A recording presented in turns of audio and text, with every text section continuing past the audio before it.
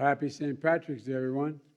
It's great to see you all here. And last year, because of the pandemic, the Taoiseach and I had to hold our meeting virtually.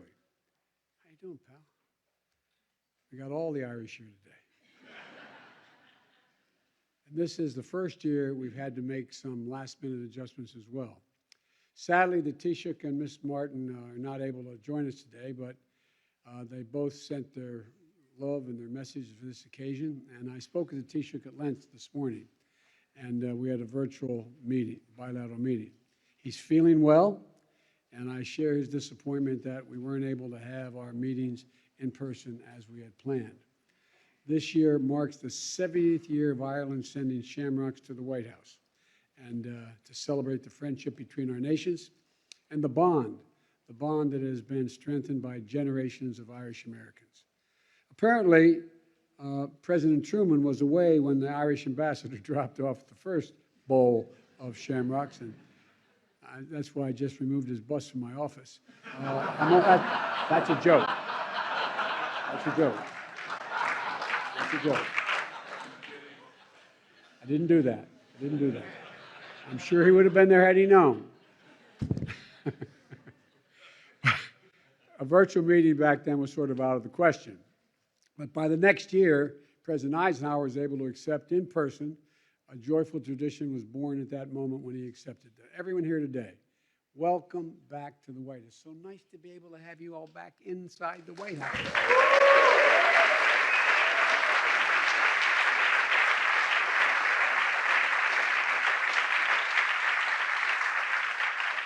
There's so many friends here, Irish Americans, Americans who wish they were Irish.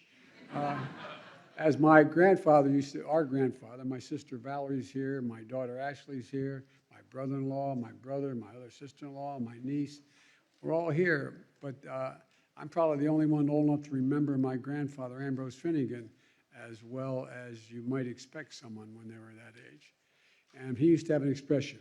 He said, if you're lucky enough to be Irish, you're lucky enough. And so,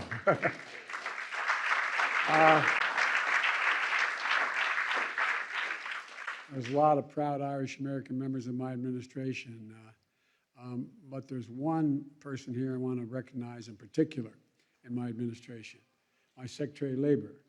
I'd understand him if he spoke Gaelic instead of Boston. Where were you, Marty Walsh?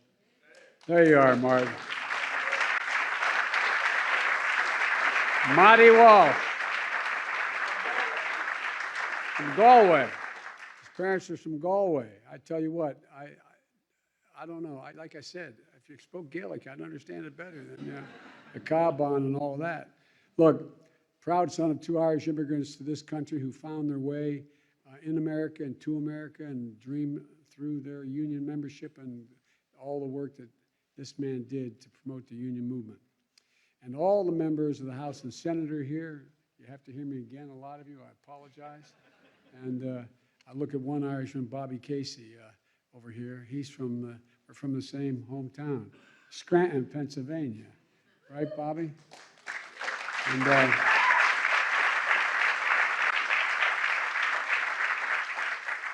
knew Bobby's dad well. He was a hell of a guy. And we lived literally 4 or 5 city blocks apart from one another. The problem is that I'm older than Bobby as his father was than me, so we're right in the middle there. But the best thing Bobby has going for him is a magnificent wife, and his mother is a saint. God love her. And tell Mom I said hi, will you? For real. Look, our new ambassador to Ireland can't be with us today, but I'm very pleased that Claire Cronin from Boston has officially begun her work in Dublin. I just got off a video with her on the phone, and she was mildly tearful. She wanted to be here with everyone, but I wish you all are going to get to meet her. She's really quite a person. And unusual in Washington, as I'm usually referred to as Jill Biden's husband, which I'm proud of. But today, I'm Catherine Eugenia Finnegan Biden's son. That's who I am. And Jimmy, Val, and I, we come by our love for Ireland honestly. been more than 165 years since our great-great-grandparents left County Mayo and County Louth aboard the coffin ship to cross the Atlantic. Now, I want to ask my relatives from County Louth to stand up. Three of them, come on, stand up, guys.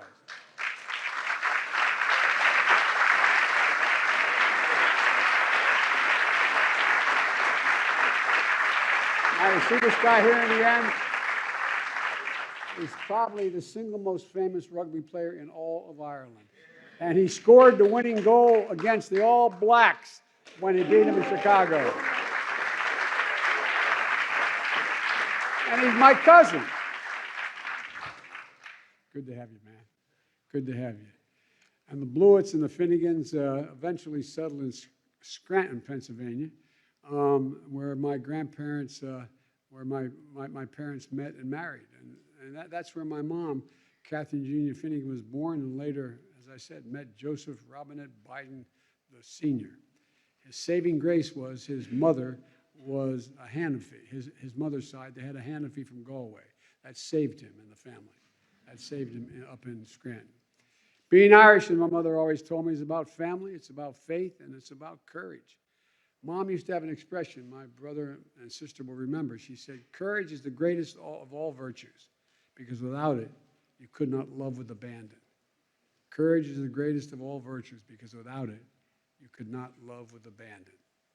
Growing up an Irish American gave me a pride that spoke to both continents, the heart and soul that drew it from old and new, and the conviction that everyone is deserving of being treated with dignity. I was mentioning it today. I think it's fair to say, I can't prove this, but I think it's fair to say I've never heard the word dignity used as much than I have among the Irish, because the deprivation of the being treated with dignity is understood. Dignity. One of my great uncles wrote from the United States after he made it to America, one of those letters they used to call Amerique letters, back to his loved ones in Ireland, yearning for home. He wrote, if there was a road made of furs, furs is a yellow flower with thorns in it. If there's a road, he said, if there was a road made of furs in America, from America to Ireland, I'd walk it in my bare feet. I'd walk it in my bare feet. Our great-grandfather, Edward Francis Blewett, was only the second Catholic ever elected to the state Senate. We talked about this, Gov, in the state of Pennsylvania. The first one was in the early 1880s, but I think he was a second. And he was elected, when he was elected to office, he had my great-grandfather had an engineering degree from Lafayette College, and he had the heart of an Irish poet. He wrote over 200 poems, and unfortunately, our Uncle Ed left the poems. I have them all. I have them bound. And he wrote a poem about his Ireland. I want to read one of his stanzas of the poem. He said, from the fairest land except my own, nor sun, neath sun or star or moon, a citadel of liberty, my mother's land a ruin.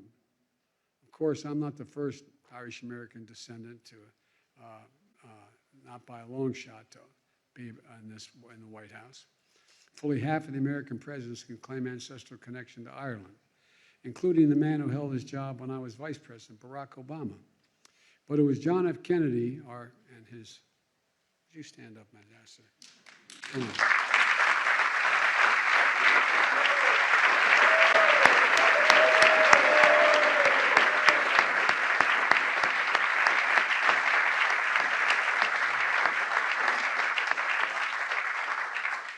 Our first Irish Catholic president who visited Ireland in 1963 and said, quote, our two nations, divided by distance, have been united by history. Well, that's as true today as it was then. Today, those words feel particularly poignant as Ireland and the United States stand united in this momentous point of history. Vladimir Putin has launched an unconscionable war against Ukraine, against the very pillars of international peace and stability. And as two nations that have fought for freedom, we recognize the courage and determination of the Ukrainian people who defend their liberty now. And they do.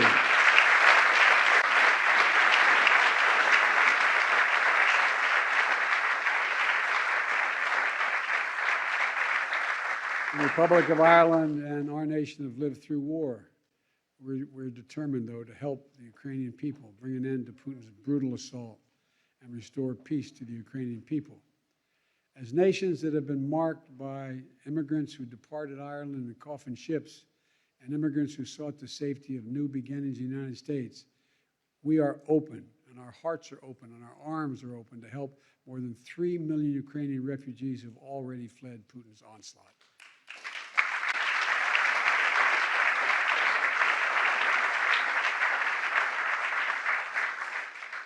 And today, as the Taoiseach and I affirmed earlier today, Ireland and the United States are going to stay united together with our partners around the world to keep pressure on Putin and to strengthen our support for Ukraine. And by the way, Ireland, in supporting the economic sanctions, taken a gigantic hit, proportionally more than we have. It took a hell of a lot of courage for the Taoiseach and a dial to stand up and do what they did. And I really mean it. You know that, Mr. Ambassador. You know what it's like.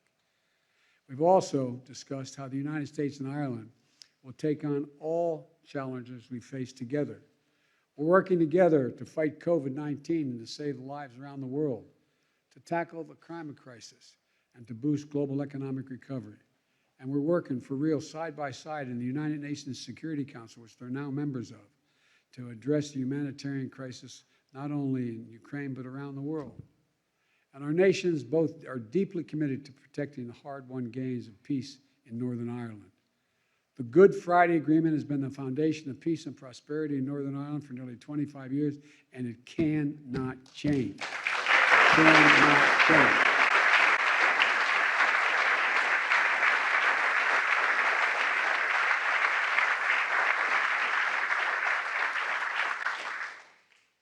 I have made that point, and he's a friend to the Prime Minister of England and others. It cannot change. To preserve and extend those gains for all the people in Northern Ireland and the European Union to make the United Kingdom must continue to resolve challenges over the implementation of the Northern Ireland protocols. The United States stands ready to work with all the communities in Northern Ireland to ensure its extraordinary economic potential and ensure that it's realized. And we look forward to supporting the next Northern Ireland executive after the upcoming assembly elections, which are on their way. History has proven that what the people of Northern Ireland and their leaders can accomplish when they work together. Yeats wrote, can I quote an Irish poet? He wrote the line in one of his poems, "Hope that you may understand. Hope that you may understand." Because for the Irish, and for all of us Irish Americans, the hoping is essential to understanding and to life from our perspective. Hope is what brought forth on the Emerald Island a nation of poets and patriots, saints, scholars, artists, and engineers. Hope kept us looking toward the far horizon, urges us to over every obstacle, tells us to try again when we fall short, to rise each time we fall. Our mom used to have an expression, as long as you're alive, you have an obligation to strive, and you're not dead till you've seen the face of God. And she meant it. She meant it. Well, in my view, that's the Irish of it. Hope is what brought us, the Irish-American kid, all the way from Scranton to the White House. And with a lifetime of history of hoping comes a deep understanding of what our nations and our people can accomplish. Hope was what brought us here. And around the same time, my great-great-grandfather, Owen Finnegan, a shoemaker, boarded a coffin ship in 1844 in the Irish Sea with 5 weeks after another shoemaker named Joseph Kearney from Moneygall arrived on another ship in America just 5 weeks earlier. That was President Obama's great-great-grandfather. They were both shoemakers not far from one another. When we were here, when I first got the genealogy done, by the LDS, by the Mormons church, that had most extensive most extensive records on genealogy. I'm getting into biology here. They said it's not sure they'd be able to see one another. But when I went over to Ireland, quote, with my family to go home to meet some of my relatives that I didn't know, our relatives didn't know, they indicated the likelihood they were both shoemakers, both not far from one another, both leaving for America 5 weeks apart, it is not improbable that they would have known one another. They left everything behind, like all your relatives, for an uncertain future. But I wonder, in all of their dreams, whether they could have ever dreamt that their two great-great-grandsons of shoemakers from Ireland would be sworn in as presidents of the United States of America. I wonder. Not about me, not about Barack. It's about hope. Think about it. But again, as my grandpa would say, that's the Irish of it. So I want to, again, thank the Taoiseach for making the trip to Washington, even though he cannot be with us today, and for continuing to strengthen the relationship between our two great nations. And now we have a special message from the Taoiseach.